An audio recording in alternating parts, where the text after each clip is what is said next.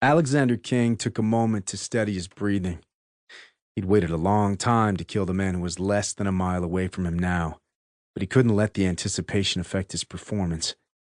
Tonight, like every other night in his line of work, there was no room for error. He slowed the rental car as he made a right turn off the A21 motorway onto Buell Ridge Lane. The hour-long drive from London had been quiet. By 8 o'clock in the evening, most had settled in after a long day of work. However, King's workday had only just begun. He glanced up through the windshield at the colorful sky, an orange glow across the entire expanse, hovering below a fiery layer of red. Those colors were the daylight fading, and long shadows began to throw their cast. Which was perfect, because for the last year, those shadows were where he'd done nearly all of his work. Though his flat was in the Soho neighborhood of central London, King had no need for a map to get where he was going. This was the 33rd day in a row he'd made this particular drive, long enough to watch hints of spring begin to blossom in the countryside southeast of the city. Every time he traveled this far into the country, a longing for where he grew up tugged at him. As he took in the rolling hills that reminded him of Lexington, he would have to blink away the running thoroughbreds he knew weren't actually there. Kentucky. Once a place he could always come back to after the wars he'd fought for his country, now seemed a place that only existed in his dreams. King turned left and steered the car toward a small boat dock that served as an entryway into the Buell Water Reservoir. In all of his previous 32 trips, this was only the second time he'd made it to the docks.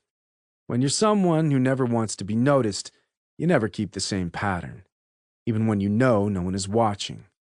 It was the same reason the car he had driven tonight was also the 33rd different vehicle or mode of transportation he'd taken to get there. One can never be too careful. King turned left off the main road and slowed to a stop. The small parking lot street lamps popped on overhead as he exited the vehicle.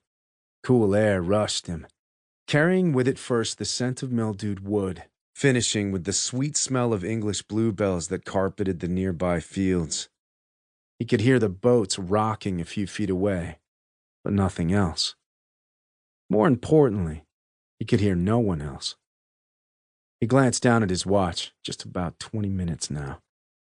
He stepped from the pavement onto the wooden dock, counted 4 boats down on his left, and stopped when he came to the small green fishing boat. It had a large blue tackle box in the front, just like Sam had told him it would. Not that he doubted her. She was almost never wrong. King stepped down into the boat and it wobbled beneath him. His 6'3", 215-pound frame sank the bottom a few inches. Though it had been almost 5 years since his last mission with the Navy SEALs, he'd never stopped the daily workouts that had become second nature. He was all muscle, but it was lean muscle. He was strong as a bull, just not so much that it took away from his agility.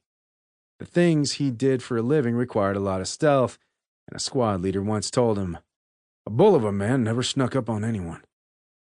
The last few years of vigilante work and subsequent missions with the CIA had taught him as much to be true. He untied the damp rope from the metal cleat attached to the dock and pushed back.